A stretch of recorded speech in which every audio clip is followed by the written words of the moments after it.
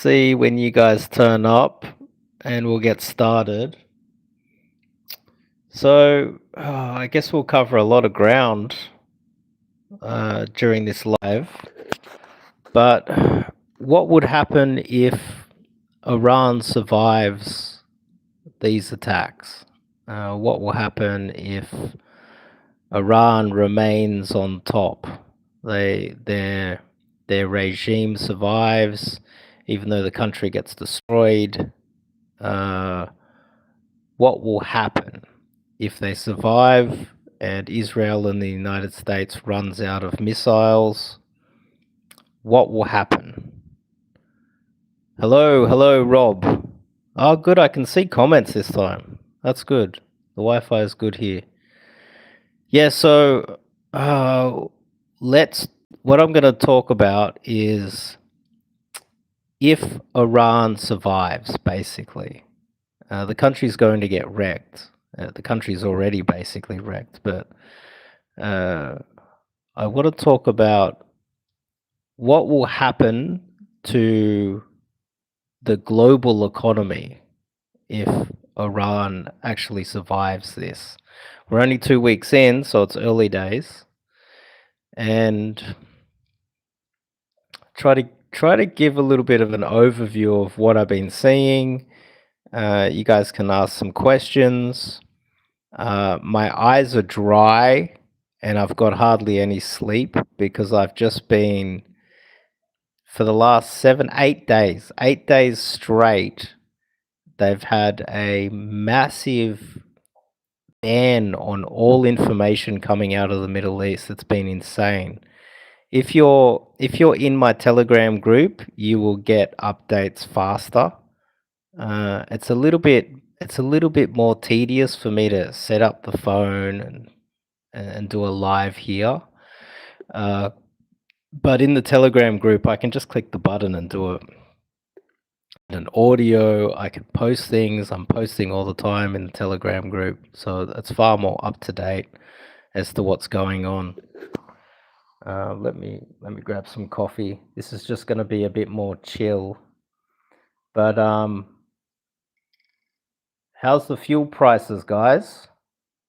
So there's only 5. I think there's only 5 people there at the moment. Let's cover.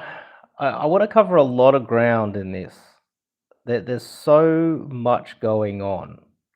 I need to cover everything. Whether it's informative for you guys or I just want to offload everything that I've learned into the video. I just want to offload everything that I've learned because most of you guys have jobs and you have lives. I'm sitting here watching the war and my eyes are dry. Look at my eyes. They're red raw from watching everything that's going on. I want to cover what's happening in the economy, what's happening with the oil markets, what's happening with the stocks, where the money flows are going. I want to cover a lot of things in this live. But ultimately, what's going to happen to the world if Iran survives here? Also, the religious aspect. I want to talk about that as well. I know a lot of people are up to date with what is going on with the religious aspect. And just to try to get my thoughts in order, it'd be good if you guys can give me some questions so that I have some rabbit holes to go down, because there's so much to talk about and I have no idea where to start, to be honest. I just don't know where to start. It'd be good if you guys can leave some. Oh, Rob's in the Telegram. Good. Okay, good. Yeah, the Telegram group is so much easier to get the information out there. But I guess to start with, there's been a massive blackout of information over the last 8 days. It's been very difficult to really know what's going on. And that happened around the same time that we started to think there was a possibility that Benjamin Netanyahu died. So the moment we thought Benjamin Netanyahu was bombed and died, that was the moment when there was a massive blackout of information out of the Middle East. Now, there is a plane that it's basically like the Israeli version of Air Force One. It left Israel and it started circling off the coast of Israel for about 4 hours. And apparently, people suspect that Benjamin Netanyahu, he got bombed, he got seriously injured, and that that plane was circling off the coast for 4 hours, trying to stabilize him in a coma. And then they tried to fly throughout other Middle Eastern and European countries to try to find somewhere where they could drop him off, find a good hospital, and he ended up in Germany. That's the story anyway. And then they used his Twitter account to pump out fake AI videos, which only made it look worse. So a lot of people suspect that Benjamin Netanyahu is dead already. Now, what has happened so far? We have had, I guess I'll go through the damage that has happened to Iran and the damage Iran has caused. Trump came out and he said he was shocked that Iran attacked its neighbors. They clearly didn't expect Iran to do that, but it was a planned move. What happened was, as soon as the preemptive strike happened, Iran attacked all of its neighbors that had American military bases, and that was designed to basically prove that the United States is impotent. Attacking Dubai, a financial hub with some of the richest people in the world, which is a money laundering hub, which is a great spot to where some of the richest people go and they get low tax rates. Dubai is now finished as a city. To attack Dubai, to attack Bahrain. Bahrain got some of the worst of it so far. To attack Saudi Arabia, to attack Qatar. I believe Oman is the only country that wasn't attacked because they don't have American military bases there. And so part of the deal was, the strategy from Iran was to attack American military bases on Middle Eastern countries' soil, and then diplomatically reach out to them and say, no, we're not attacking you, we're just attacking the American military bases. And now you have a decision to make. Do you want to be part of America and you want them to protect you, even though we've just proven that you can't be protected by them, we can bomb you at any moment? Or are you going to become neutral? And this is the problem that Saudi Arabia and Qatar, these countries are now, they're in limbo, and it's only been 2 weeks. And this is also worldwide. Every country that has American military bases, people are starting to think now, do they protect us? Or are these military bases just a target for my country and they put me in danger?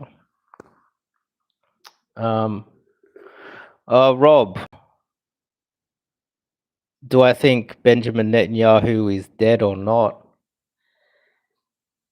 If he was alive and he wasn't maimed, he would just get on camera.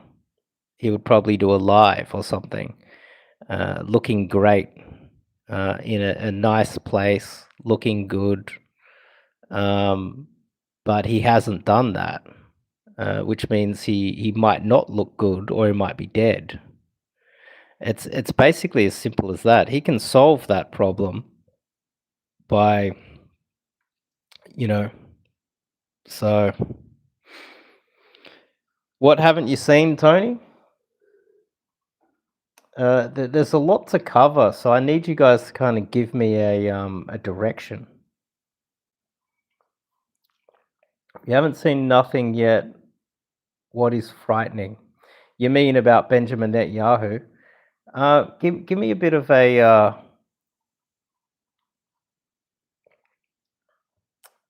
direction. One thing I will say, until you guys give me some sort of direction to take this, the moment that the price of fuel went up, it hit the pump. Now, my take on it, obviously that is price gouging. Obviously it's price gouging. But what I think they're doing is they're using the fuel pump in Western society to fund this war. Because this week, some of you guys in the Telegram group, and if you guys aren't in the Telegram group, I highly recommend that you join it. What happened was some people were sending me photos of what's going on with the fuel prices in Australia. And the very second that the fuel prices, the crude prices out of the Middle East, US and UK crude, Brent crude, WTI, as soon as they started pumping, it hit the actual pump. Now, you know, the crude has to be refined. It has to make its way to Australia first. But we're getting charged double the price for crude that was half the price when it arrived. That's not how this works. You don't just get to double the price overnight unless the pump is another way of funding this war. So the other part of this that I think everybody needs to be aware of is that there's an unbelievable amount of fuel in the world. There's almost an unlimited supply of crude. Now, the whole point of OPEC, this is just common sense, this is just critical thinking. I don't have access to the raw data, but I just use common sense to get to the bottom of things. OPEC was designed to coordinate amongst a lot of oil producing nations how much they will pump out at any one time in order to keep the price of fuel high. Because if someone pumps out too much crude at any one time, it will lower the price of crude and they will all go broke. That tells me that there's an unbelievable amount of crude out there. And before they struck Iran, the United States went and did a bit of a decapitation attack on Venezuela. No doubt the new leader has been warned and might be sending extra crude through to the United States. And that could be what they're using to fill the gap. Because obviously, knowing that if you're going to attack Iran, they're going to shut down the Strait of Hormuz. And, you know, it's like the book, Extreme Ownership. All of these military guys, they know that. They have to be prepared for everything. And so it's not just the Strait of Hormuz. It's not just the fact that Russia was doing naval drills with Iran before they shut down the Strait of Hormuz to prepare for it. And the fact that Israel did a bit of a deal with India so that India is going to help with this war against Iran, and that India was told that don't worry, you'll get sanctions relief so you can buy all the Russian crude that you like, all the Russian crude that you need. You get at least 30 days sanctions relief because they're going to shut down the Strait of Hormuz.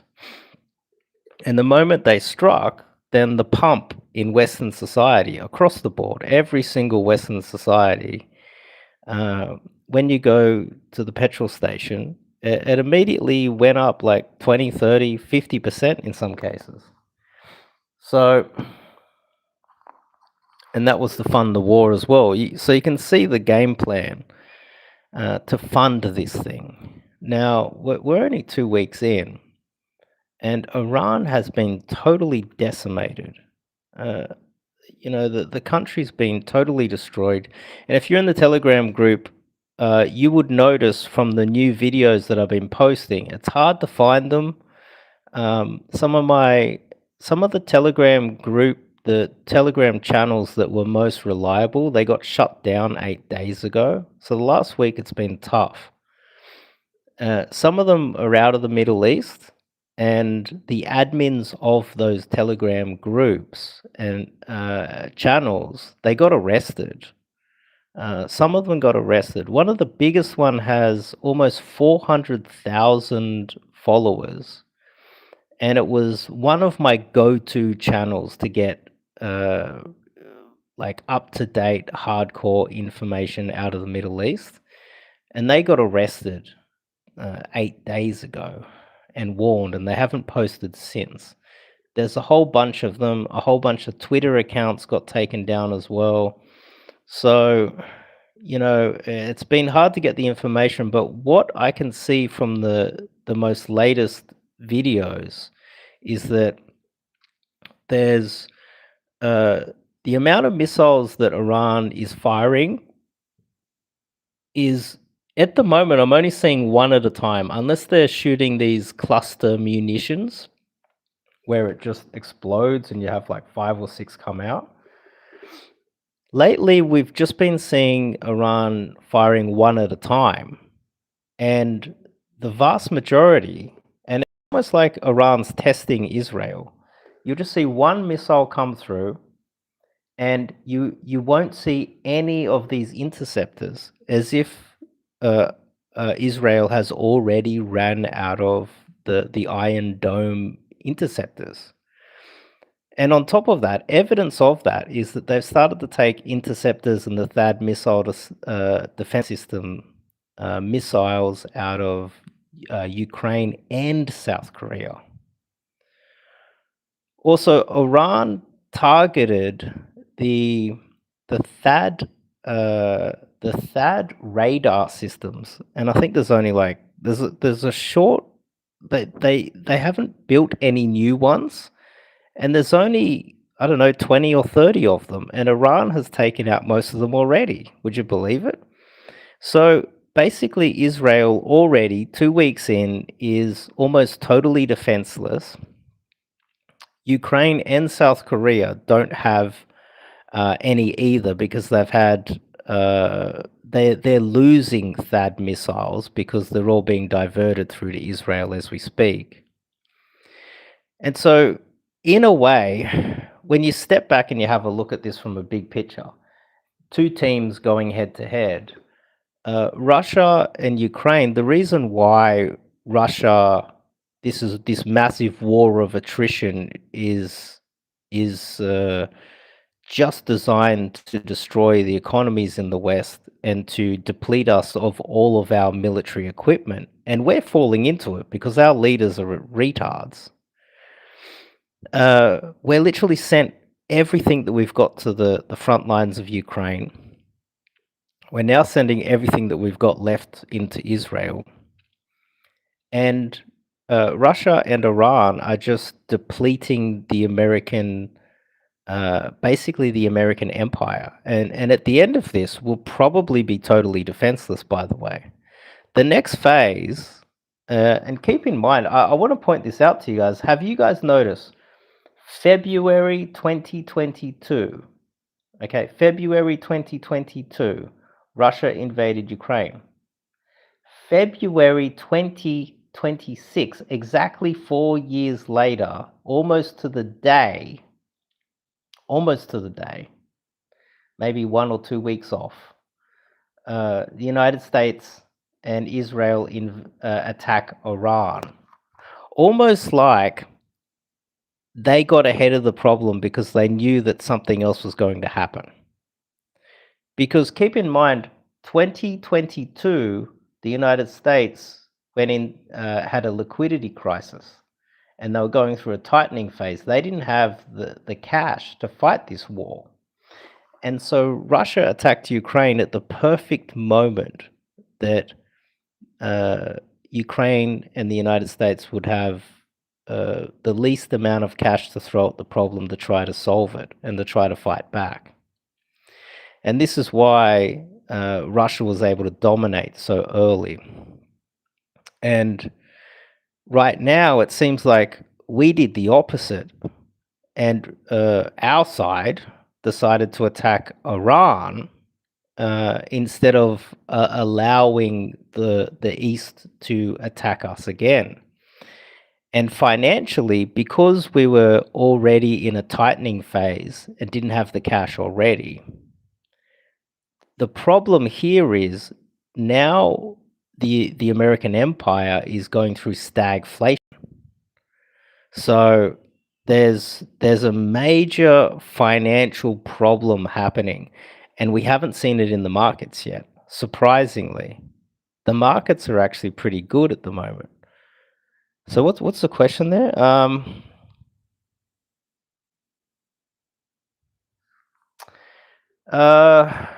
Could Saudi, Turkey, and Pakistan? No. Turkey's going to be independent. I can tell you that right now. Turkey's going to be independent. But what happened with Pakistan and Saudi Arabia? Let me have some coffee. Before the war kicked off, I believe it was Israel. They brokered a deal between Pakistan and Saudi Arabia. And what it was, okay, so Saudi Arabia won't get nuclear weapons, but they'll be under the Pakistan nuclear umbrella just in case anything goes wrong. The issue here is that Pakistan kind of got trapped because they're better friends with Iran. You see, Iran's a BRICS nation, and Pakistan is better friends with China and the BRICS nations. And so Pakistan was kind of playing both sides there. Maybe Pakistan got paid off. Maybe there's a lot of, sanctions relief. Maybe there was some cash flowing in, whatever. But they ended up kind of playing both sides.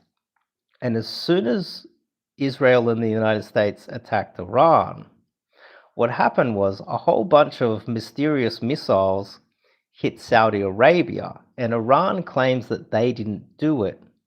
So what we suspect happened was Israel or the United States attacked Saudi Arabia to blame it, to frame Iran, the false flag. This is what they do everywhere, just to try to trick Pakistan into attacking Iran as well.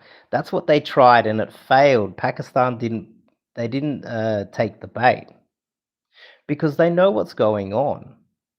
This whole 3D chess that Israel and the United States thinks that they're playing, that only works when you have credibility.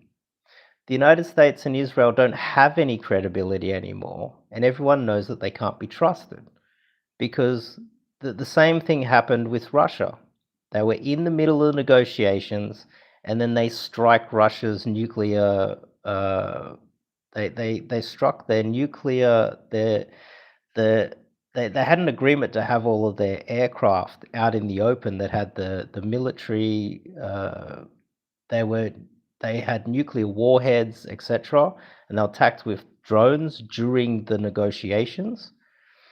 So this is this false flag, trusting anything Israel and the United States says, that it doesn't work anymore. So they're not really playing 3D chess anymore. They're really just playing it themselves.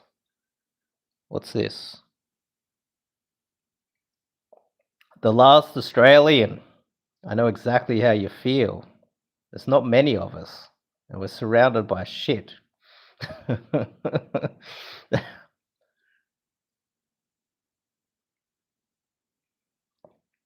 Yep.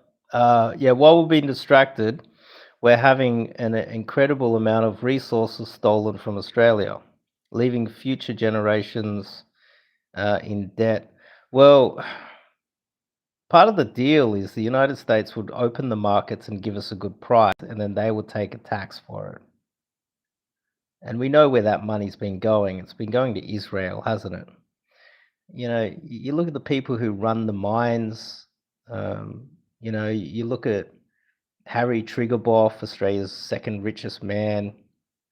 They're all Israelis. That's where all the money's going. You know how rich Australia was if it was independent?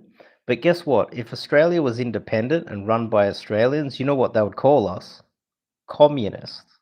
Even though we wouldn't be communists, we'd be open market, free market, proper democracy, not run by these corrupt Epstein elite scumbags. But that's what they do. That's the propaganda. That's the game.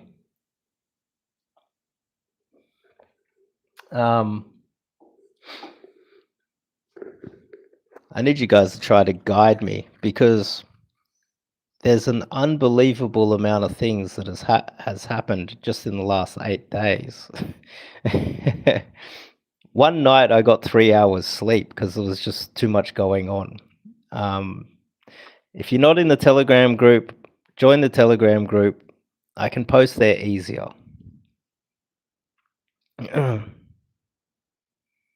No, you're not banned. I can see it.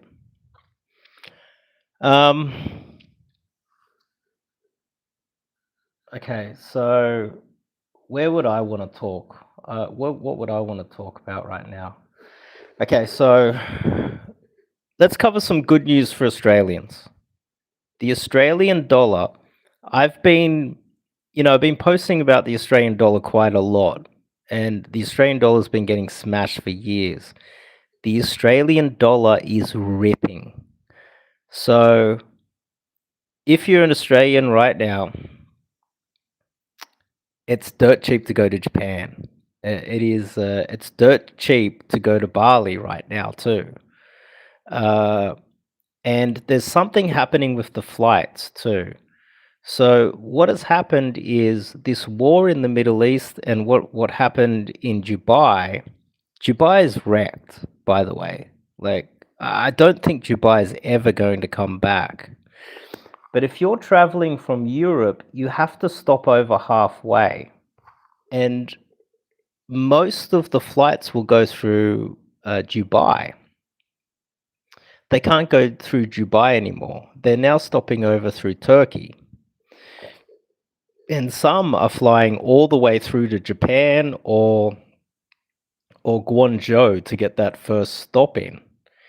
Now, what that's done is it's put a lot of panic into travelers in Asia. And so a lot of travelers have left. Some of the data out for this month shows a massive dump in tourists all over Asia. So what we're going through right now is we're going through a bit of a bullwhip effect.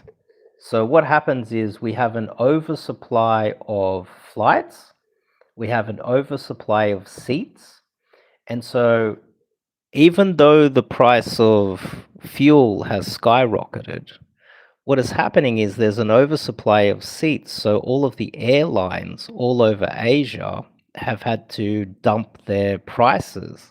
And so right now, to fly around Asia, to go from, say, Sydney to Bali, or from Sydney to Japan, which I highly recommend, Japan, Vietnam, go to Bali if you have to.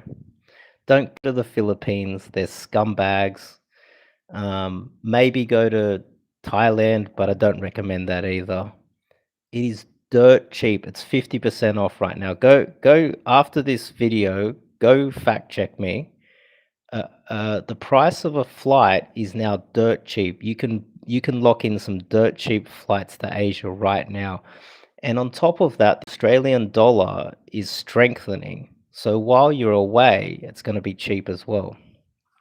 So just keep that in mind. If you're thinking of planning a holiday in like 6 months or whatever, do it now because you're going to get cheap flights. There's no tourists in these areas. So what happens when all of the hotels have a down,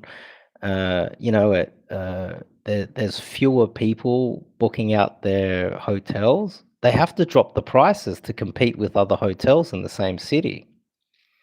So take advantage of that if you can. Don't go in 6 months' time, go now. What I think might happen in the next, say, 6 months or more is the Australian dollar could get up to, I don't know, 80, maybe 90 US cents. It might be as high as it was back in 2014. We might be going through another cycle here. And when that happens, I highly recommend you guys all switch the Australian dollar over to US dollars. So technically, at the moment, as an Australian, that you're in a unique position now where the Australian dollar is strengthening and your savings, you're just gaining cash. So that's a positive. I just want to point the positives out. My problem here is that it's highly likely that they're price gouging us at the petrol tank to try to steal that cash. And that's a way of manipulating the currency so that they can price gouge us and that we can fund this war. And, you know, you could look at the stock market at the moment. The stock market's not looking good. S&P is looking terrible. The NASDAQ, the Dow Jones, it's all looking bad. But it hasn't crumbled yet. And I think part of that is because there's a lot of cash still sloshing around. Just kind of propping it up. People are buying their own stocks. You know, there's a few things like that happening, but it's highly likely that we might have another crash like we did last year. I don't know if you guys remember that video I updated on the 7th of April last year. That video only got 500 views. I can't believe it. It should get like hundreds of thousands. It's like I picked the exact bottom. You know, we might crash soon and take advantage of that. The problem, there might be a bit of a problem here with, you know, superannuation funds in Australia. As things start to roll over, that's probably not that good.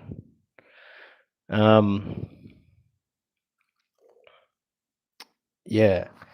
So is there any specific questions as to what you guys want to talk about? I can get into kind of like the big picture on what I think is going to happen in the Middle East and how that's going to affect Australia, the United States.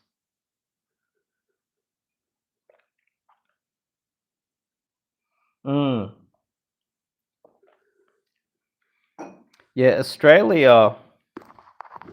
You see, this is something that people don't really talk about. We have sweet crude. Now, a lot of the crude that comes out of the Middle East has a lot of sulfur. It's bitter. It's this sulfur-rich, bitter crude.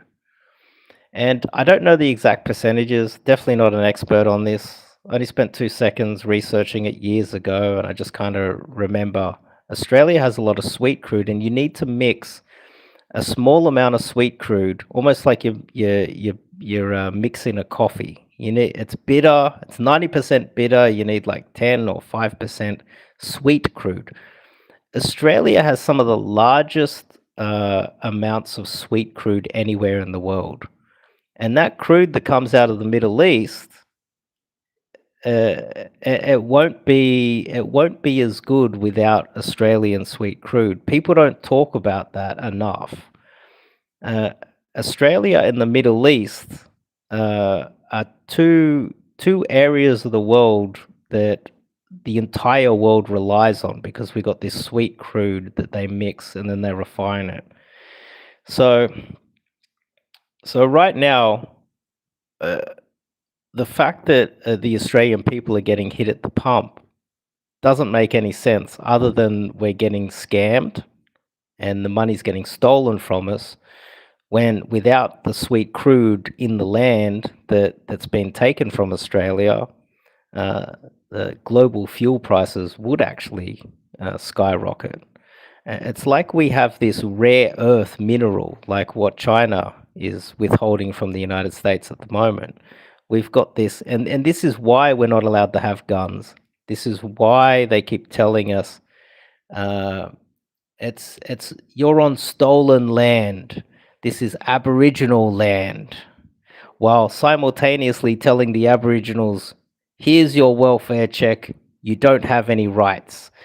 So the white Australians and the Aboriginals argue amongst each other while the elites steal all of the wealth out of the country, and we're both confused what is going on. But what's going on is those elites are just stealing that cash and charging us for it. You know, we've got a massive country with a small population, you see. Yeah, and the gold.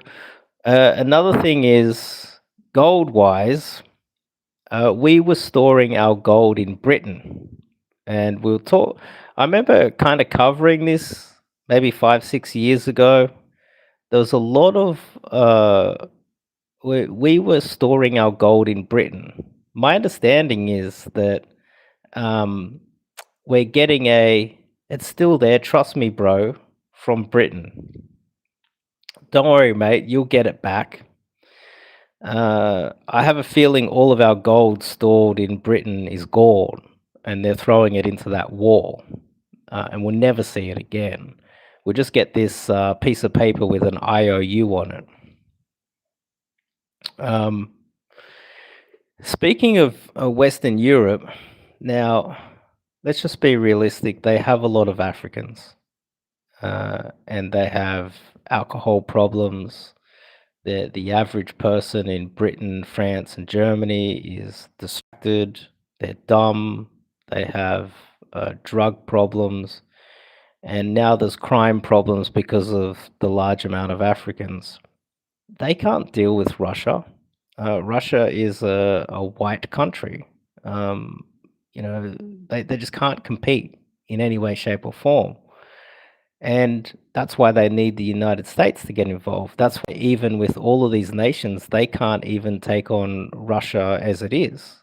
They're weak, they're pathetic, they're confused, there's crime in the streets. Russia wouldn't allow that. You got Africans running around bashing white people in the streets. Wouldn't be allowed in Russia. But in Britain and France and Germany, it's allowed. And so it's because the institutions are weak and the people that run those countries are weak, pathetic people. They can't, with all of the power of NATO, deal with Russia. And then Trump comes in a couple days ago panicking, saying, hey, Britain, you know, NATO countries, we need you to help out with Iran. So there is a bit of a situation there where the United States is realizing that bombing Iran can't solve this problem. They need some form of ground troops. And I'm sure you guys have already heard this, but I'm just going to, for the people who aren't up to date with the military sort of aspect of it, I just want to cover this in a little bit of detail. You know, when you're talking to a military guy, you need to know where they're from. Now, if they're in the army, they're like an economist. They're always depressed, everything's hard. They're always angry, they tell you the problems first. Economists are always depressed. If they're in the Air Force, they're like a finance guy. You know, they're on Wall Street. They're high on something. They're full of energy. They're really positive. Everything's going to the moon. Throw money here. We're always gonna win. And that's the best way to describe the military. Now, an Air Force guy will always tell you that they can bomb the shit out of any country and solve any problem, just like a finance guy. Let me throw some let me throw some cash at this. We'll short this. We'll pump this. We're going to get rich. Don't worry. You talk to a finance guy, he's always full of energy. He's always pumped. The same as a guy in the Air Force. The problem is you can't bomb Iran into submission. Because they're just going to get in their bunkers and then wait until you run out of missiles, and eventually your economy won't be able to uphold all of these missiles, all of the fuel, all of the costs, and eventually you're going to have to go away. The same way they just waited out the Americans in Vietnam. And so a little bit of history. 1950, we landed troops. That's right, we put boots on the ground in South Korea. And then we bombed the absolute shit out of North Korea. And then the North Koreans and the Chinese, they rushed us, and they tried to take the South Korea. And because we were so advanced, we were able to dominate and establish South Korea. Now, we weren't able to dominate and take North Korea, but we were able to set up that line, and then we were able to build South Korea. 20 years later, 1970, we try the same thing after all of the French start getting slaughtered in Vietnam. There was massive slaughter of French people because Vietnam was a French colony, and the Vietnamese decided to fight back. That's when the United States entered the war. 20 years later, another war on the doorstep of China. China's supply lines were able to uphold the Vietnamese, and the Vietnamese basically just waited out, and everybody knows they won that war against the United States. So even though they bombed the absolute shit out of Vietnam, and they committed a whole bunch of war crimes, which they're still paying for today, by the way. If you have a look at foreign aid coming out of the United States, number one goes to Israel, of course, because the government's run by the special people. Number two in foreign aid is, drumroll, Vietnam. So technically, the United States is paying reparations for the war crimes of the Vietnam War. Just keep that in mind. Just because you're not told about it, why is there all this money going to Vietnam right now? Well, that's what I suspect is the reason why. So that was 1970. Now, that's such a long time ago. 50 years later, we are going up against the Persian Empire, and a country that had been preparing to go to war with the United States and Israel for probably the same amount of time. It was 1985 when Benjamin Netanyahu first started saying that Iran has nukes. So they've had a long time to really prepare for this. And this is the Persian Empire. This isn't North Korea in the 1950s. This isn't the Vietnamese in the 1970s. So in fact, you can see how the United States is weakening. You can see how China's proxies are strengthening. And on top of that, right at the very end, the United States, in their eternal genius, decide to take on one of the most difficult battles they ever have. They should stick to probably bullying little countries like Venezuela. Iran is a massive country. Just have a look at it on the map. It is massive. There's almost 100 million people, and they've been preparing for it for a long time. I know we're only 2 weeks into it, and everyone's already tired. What happens if this goes for another 4 years? We're going to be wrecked. Beyond Traders, welcome. You got to join the Telegram group. Doesn't Iran have the largest Jewish diaspora outside of Israel?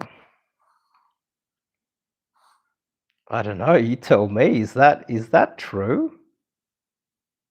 It's highly unlikely, isn't it?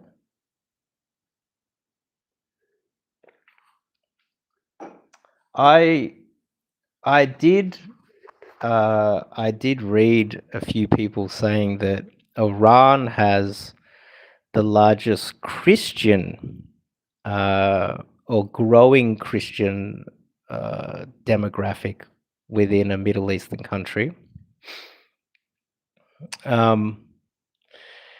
So, okay, so any specific questions? No.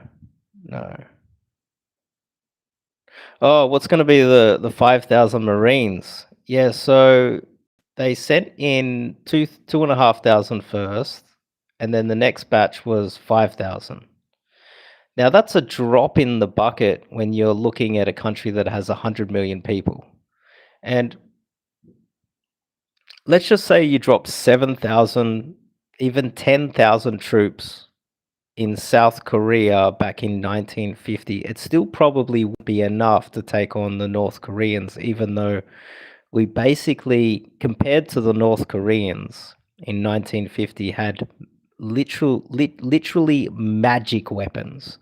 If you watch the movies that they put out, recently China put out a movie talking about it's about the Korean War, and what happened was they depict the Americans and the Allies as basically aliens. They were so advanced. They had these advanced weapons, and the North Koreans and the Chinese, they just couldn't comprehend these advanced weapons. Now, you fast forward to today, and the Iranians, in fact, have, in some cases, superior missiles, more superior than the United States. Did you know the United States hasn't properly mastered hypersonic missiles yet? Now, that's a warning in and of itself, and it makes you think when you go back and you think, okay, so big picture, the West is collapsing. The boomers didn't have any kids, and they mistreated their kids. The Gen Xers, mostly retarded alcoholics that will tell you what's going on in the soccer or the football game, but know nothing about how the world works, and mistreated their children. And the West has just been flooded with immigrants from these countries.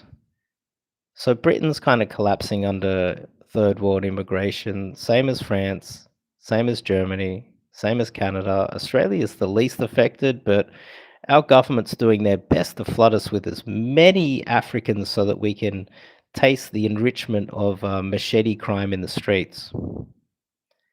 Now, the elites, most of the elites, they kind of look like us. Okay? Now, where are who are we in debt to? Australia's not in debt to anybody. Australia doesn't have any debt. In fact, Australia is constantly in surplus, and we're paying the United States to protect our naval trade through the South China Sea. That's basically it. And anybody that tells you anything otherwise is basically telling you a narrative that perpetuates your slavery. Australia doesn't have any debts to anybody, anywhere. We are so rich in resources that we could basically just sit back and just buy whatever we wanted. It's insane. The as you said before, the amount of fuel, the amount of resources that's been taken out of Australia. You know what I mean? Correction, no, Iran does not have the largest Jewish diaspora. Oh, okay. Yeah. Well, the thing is, there's Jews in China, but the Chinese don't let them into the government. You see, this is why the Jews hate Muslims, is because the Muslims don't take their shit. Only the stupid Goyim in Western countries allowed it to happen. Or too stupid or too distracted with the footy to realize it's happening. I look at my parents and my grandparents and I just think, what the hell have you done? Why couldn't you see it? Why didn't you ask questions? What were you doing?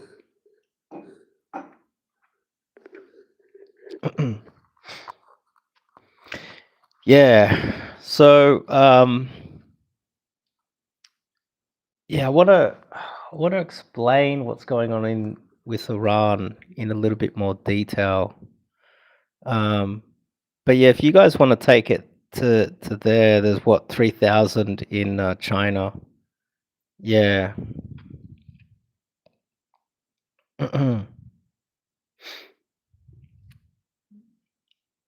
AU equals OZ. AU equals gold. Yep, that's it. Now,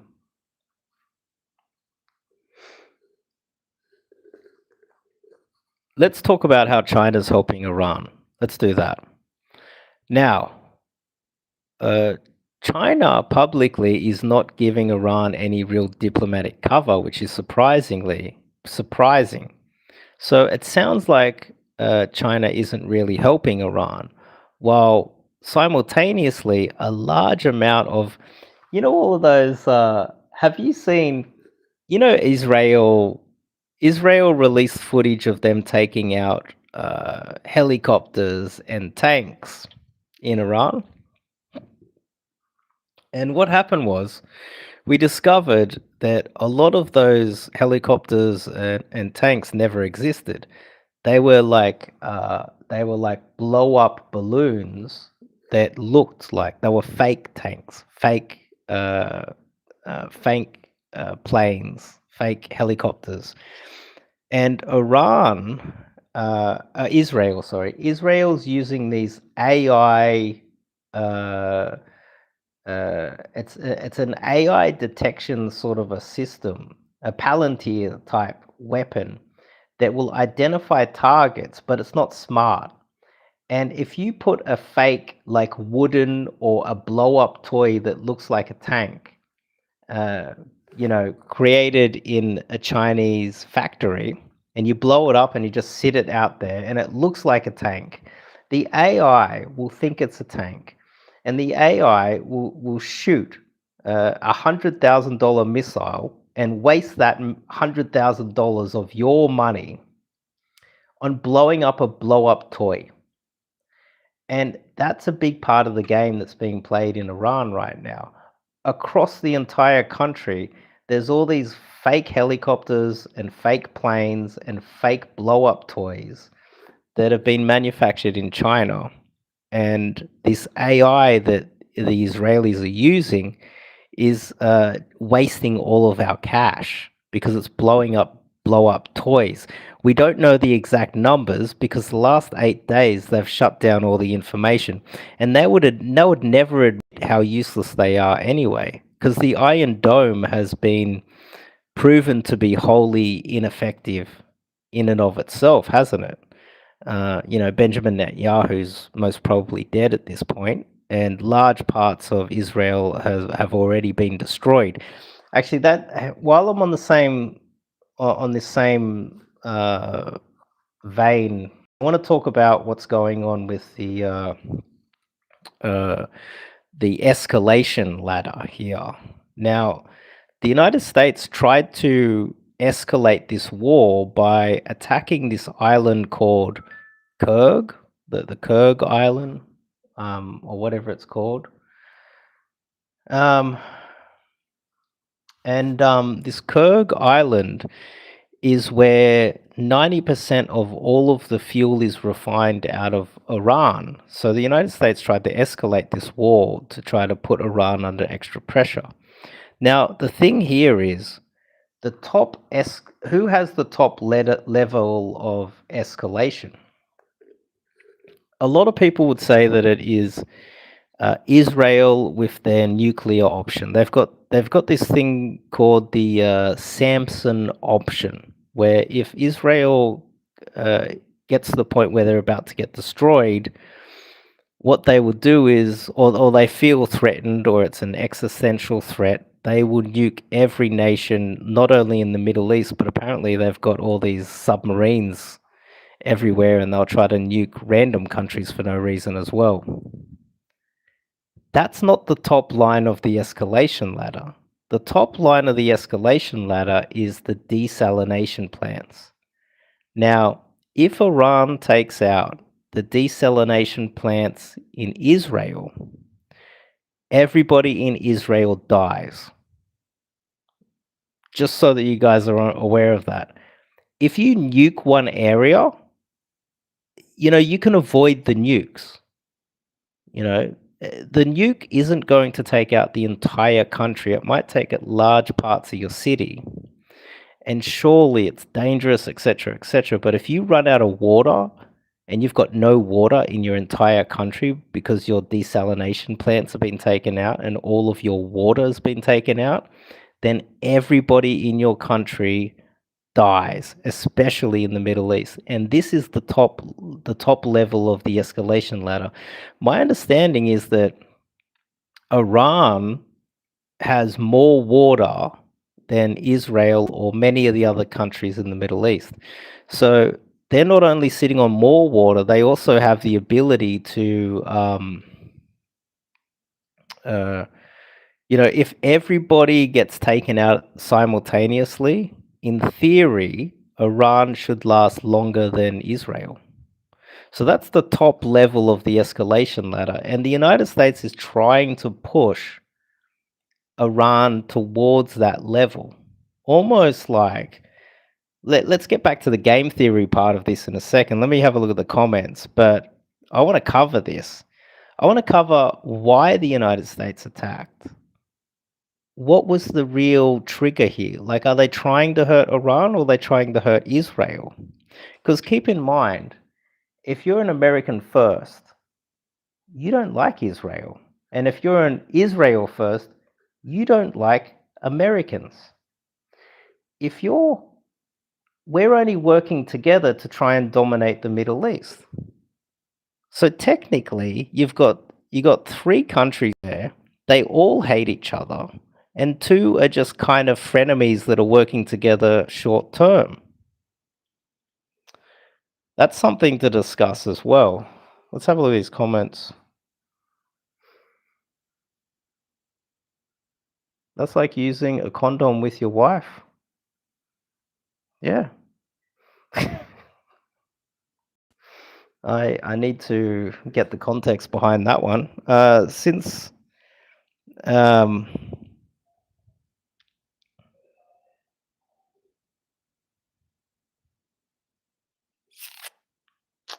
mind control.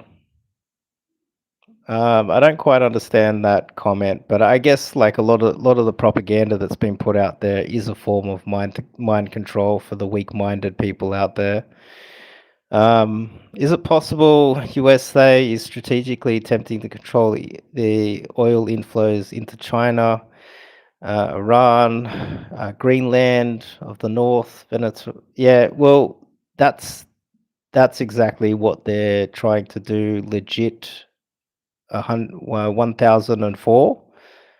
Yeah, that's exactly what they're trying to do, and this is why they went after Venezuela first.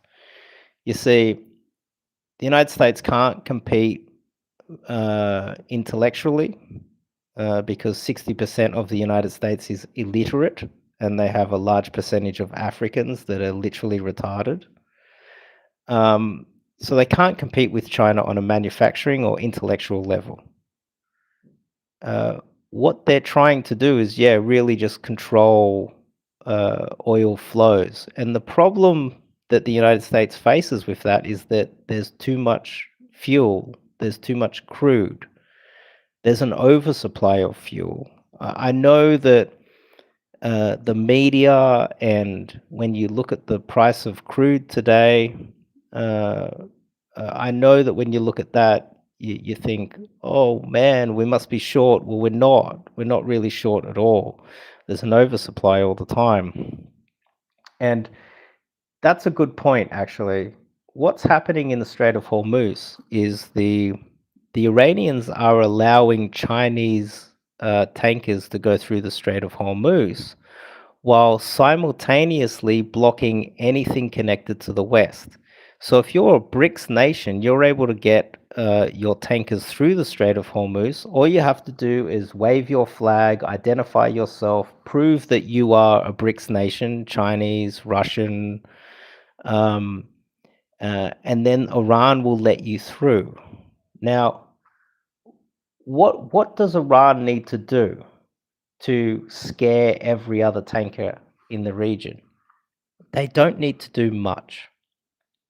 You see, just the threat, just the whole idea that a missile could take out your extremely expensive tanker carrying extremely expensive goods and all of your crew members, this is enough of a threat. And how much does it cost to do that? I don't know. These drones are $20,000, $20,000 to $30,000 to send one of these drones in and take out one of your tankers. So you send a couple of drones in. Let's just say the crew of your tanker is trained to try to shoot down a drone. How many are you going to take out? So technically, with $100,000, you send 5 in, you can take out an entire fuel tanker. And so the price of insurance right now has skyrocketed. And that's been handed over to the consumers immediately. And this is why when you go to the pump as well, you're paying for the insurance, you're paying for this war, you're paying for the fact that Israel's retarded AI system is blowing up wooden fake planes and blow up tanks that don't exist and wasting $100,000 a pop because they're retards. I want to stick on this point as well. Israelis have never fought a war. They've never done anything. Jewish people have never fought their own wars, ever. They've never fought for themselves. They've never stood in the front lines. That's the Goyim's job. That's your job. You're the idiots that get sent to the front line. You're the people that get sent to Gallipoli to run at the machine guns. You know the movie Gallipoli? Yeah, that's them sending you to the front line. That's what they do. They never fight themselves. And so this is the first time. And this is a reason why they get expelled from countries for corrupting the political system and working together like parasites. Then they get expelled. But they've never had the balls to stand the ground and fight and have their own proper nation, because that takes balls and you have to be a proper man to do that. They've never been able to do that. And so this is the first time, probably in, I don't know. I'd like to hear a historian talk about this. When was the last time the Jews actually had to fight? Well, anyway, this is Israel fighting for their country for the first time ever, up against a peer competitor that isn't even really a peer. And they've got the backing of this massive United States, and they're still getting their ass kicked, which is evidence. This is why the Jews are never good at sports. They never do anything useful. And the defense system is useless. Who said that? Blarrington. The defense system's useless. It's all a scam. The AI targeting system is targeting blow-up dolls and blow-up tanks. They're running out of interceptors, which is depleting resources from Ukraine and South Korea. Like, this country's a parasite.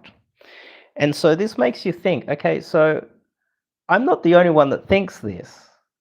This isn't like novel ideas, what I'm telling you guys right now. This is what everybody inside is talking about right now. I guarantee you. If I can see it, they can see it as well. And so this brings me back to the beginning of the war, when, it seems like Donald Trump got tricked into attacking Iran. I think it was the other way around. He or whoever's, because Donald Trump's a little bit senile these days.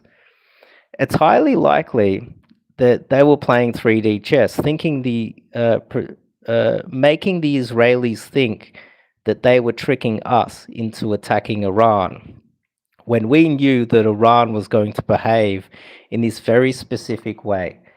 Attack Israel, attack the bases, shut down the Strait of Hormuz. We've known all along. And so it seems like the American firsters, just my thought, allowed this to happen, knowing that it was going to destroy Israel, destroy their regime. Iran gets destroyed as well. And then we have an opportunity to then overthrow Israel and replace it with Americans and maybe Australian firsters, American firsters, etc. And so, yeah, I know Iran has no choice, but that's the beauty of this move, is that they knew that Iran was going to behave in a certain way after they were attacked.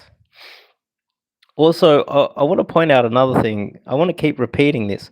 So many people thought that Iran didn't have the capability, or that as if Iran was incompetent and they weren't able to develop nuclear weapons themselves. I just want to point this out again, that nuclear weapons are literally 90-year-old technology. It's not exactly, the cutting edge of technology anymore. The Indians, the North Koreans have it. Okay? And so the whole idea that Iran wasn't capable of developing nuclear weapons, I don't think that that's a good enough argument here. I think that they were always capable of doing it. They were just using it as a deterrent. And now that we've seen what has happened, it is highly likely that they thought that the Strait of Hormuz, shutting down with all of their advanced new hypersonic missiles and their massive stockpiles, that they didn't need nuclear weapons, and that it's highly likely, I honestly believe, that their Grand Ayatollah, their religious leader that was assassinated on day one of this war, I genuinely believe that they chose not to get nuclear weapons because they thought, because it was some sort of a religious thing. I genuinely believe that now, because all of the circumstantial evidence seems to point to that. Also, Pakistan, after the 12-day war, Pakistan offered to actually give nuclear warheads to Iran. They did. You can fact check that. And so Iran had the ability to get their hands on nukes the entire time. It's just that they chose not to. That's just my take on it. That's just my belief. A lot of people agree with or see it that way at the moment as well. So now that they've taken out their leadership in Iran, if Iran was to survive this, okay, so let's kind of start to kind of wrap this talk up with the important part. So what if Iran survives? The leadership survives. They keep probably taking out Iranian leaders, and then they keep being replaced by someone else within the regime. And a version of, say, North Korea 1950s, Vietnam 1970s kind of happens here in the Middle East, where Iran survives, and eventually the United States runs out of missiles and they have to go home. What's going to happen? Let's talk about that. I think that is an important thing to start looking at, even 2 weeks out. Like the sheer amount of damage and how fast this has moved along is amazing. Only in a couple of weeks. It's highly likely that if the regime survives, that they will have nukes at the end of this, and that Israel will never ever get another chance to do anything about Iran, and Israel will start to decline. At that point, Iran will probably, after acquiring nukes, will start rebuilding Iran, and then they'll start probably helping out the other proxies in the neighborhood like Lebanon. And Israel will slowly get squeezed more and more over time until there's no Israel left, or Israel eventually has to use a nuke, or they get disarmed themselves. It's highly likely, with the backing of China, Iran and Russia and China and the BRICS nations, they get behind Iran moving forward, and Israel becomes the North Korea of the Middle East, if you know what I mean. Just the economy starts collapsing. They basically become this third world shithole, and they're not capable of doing anything. Now, if that scenario is true, okay, and it's highly likely that that happens, that would match the religious aspect of this war so far. It's almost like we live in a simulation. Okay, so what if that is what happens? And let me move this camera around. So what if at that point Israel sort of becomes this North Korea, it becomes poor, it becomes run down, and then the people within Israel, the people within Israel that believe this whole religious aspect where they're fighting the entire world, and then they need to fight back, and then their God comes back, and then there's the big rapture or whatever, and they all go to heaven or whatever, and all the goyim die or whatever.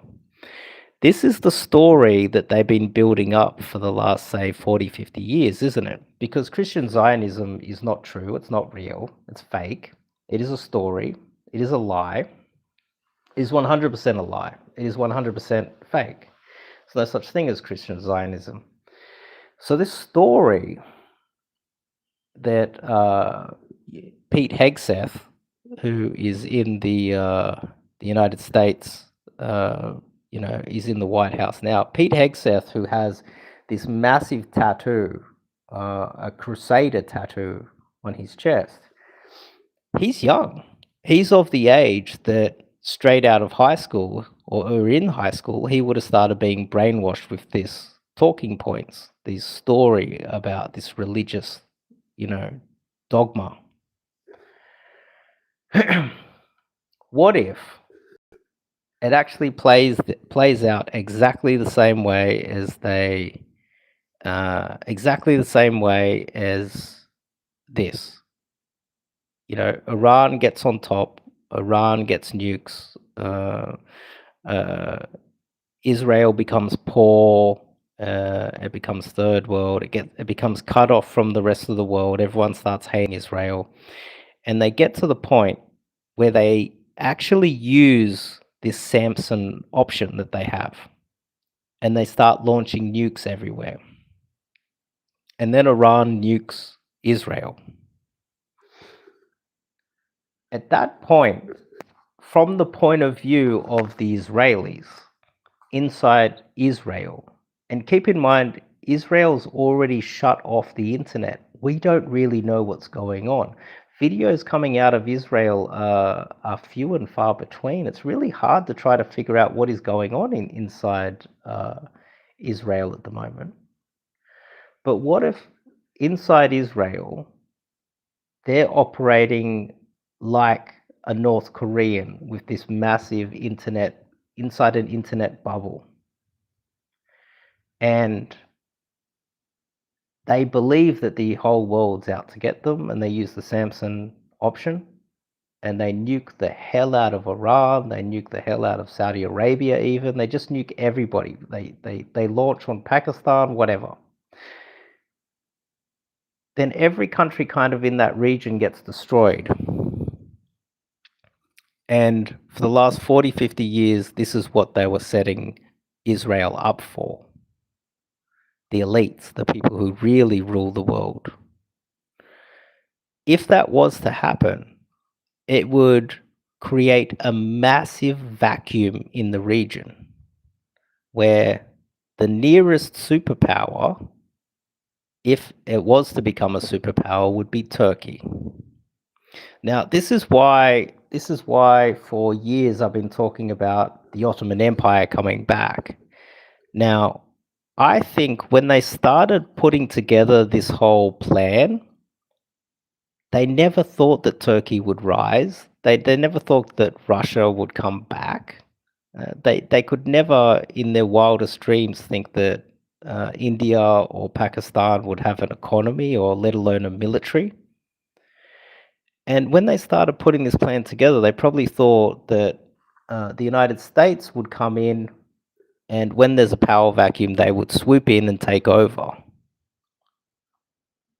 But they never took into account the fact that in the future, Turkey would be more powerful, and Russia would be rising up again, and India would have a massive economy, and Pakistan would have a massive military, and Iran would have advanced missile,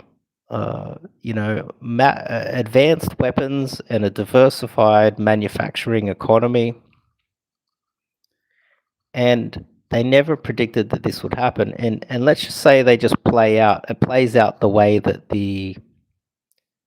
this religious aspect of it, that actually plays out the way that they planned for like 40, 50 years. It's highly likely the United States wouldn't have the ability to go in there and fill that void. And there would be a rush. There'll be China, there'll be Turkey, and there would be Russia, there would be Pakistan, and there would be India, all trying to figure out how they can get their hands on the fuel in that region. And I don't think the United States would have the ability to dominate it like they have over the last, say, 80 years. So yeah, that as if they just acted too late. Keep in mind, Bill Clinton, he was put under a lot of pressure to go into Iran as well back then. Barack Obama was put under a lot of pressure to go into Iran. You see, none of them did it. Only Donald Trump did. And it's almost like he did it right at the point where the United States is at its weakest. You just can't make this stuff up. Comments, yes. Iran has no choice, yes. Hypersonic missiles capable of Mach 12.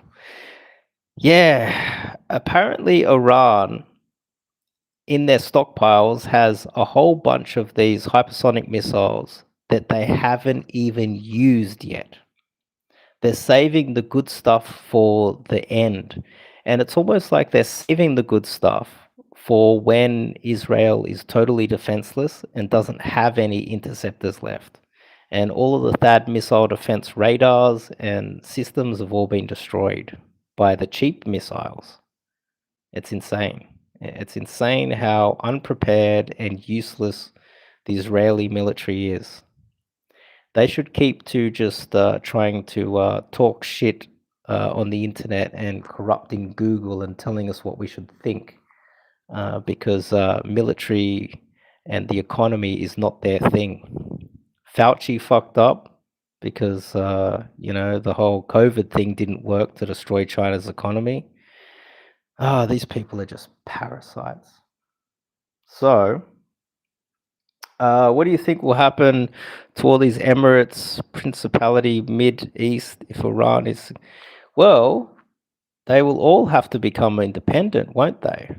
And all of the cash that's flowing in there will stop, so that they're not going to be rich, Dubai-style cities. It's hard to say what's going to happen. One or few of the countries are going to be favored. We don't know which countries are going to be favored. We don't know what cities are going to be favored and which countries are not. It depends on the diplomacy of each of those countries, because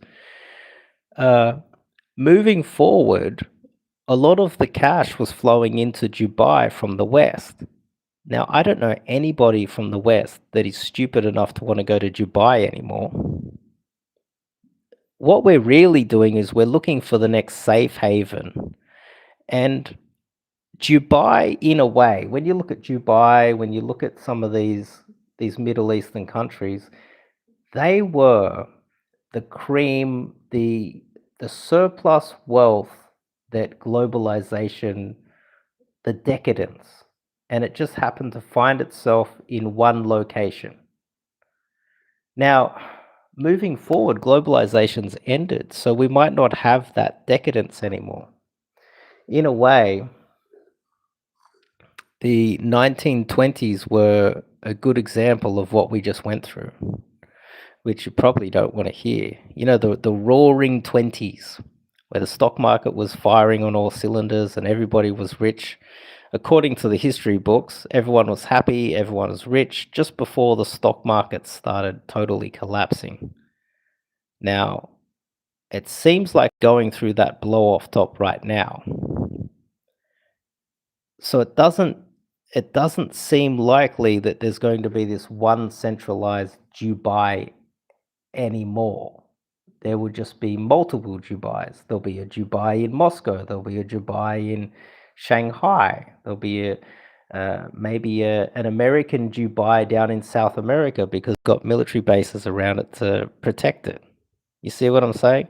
Maybe I'm not sure what's going to happen with Western Europe. It's highly likely that Western Europe just continues to decline into nothing.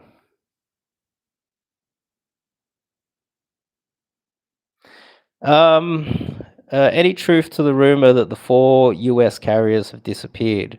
One of the US carriers had a lot of problems. It had a lot of plumbing problems because the crew obviously had Africans on board, African Americans, and they started stuffing t-shirts and towels down the toilets to block the toilets and flood the aircraft carrier with feces. That did happen. You can fact check me.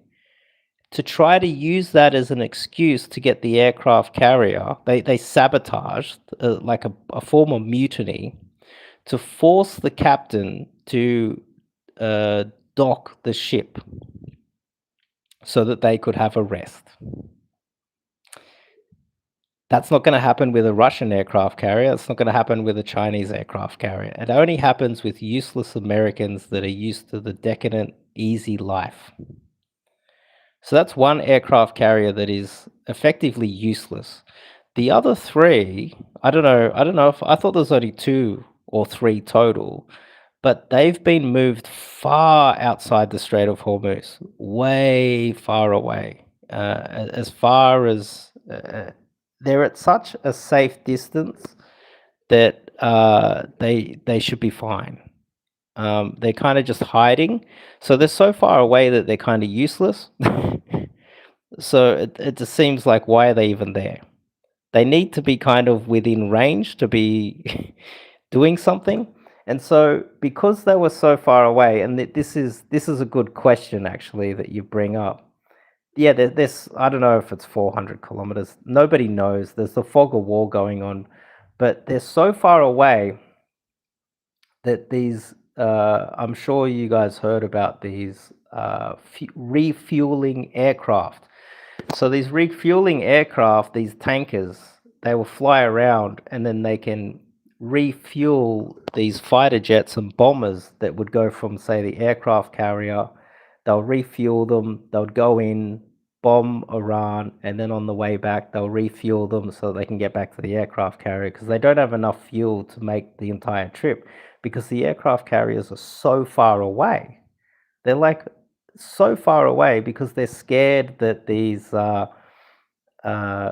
and this is also a reason why Iran's holding the best hypersonic missiles for last, is because wouldn't from an Iranian point of view, wouldn't that just be the nail in the coffin of the American empire if they take down an aircraft carrier? So they're saving their best one for the massive.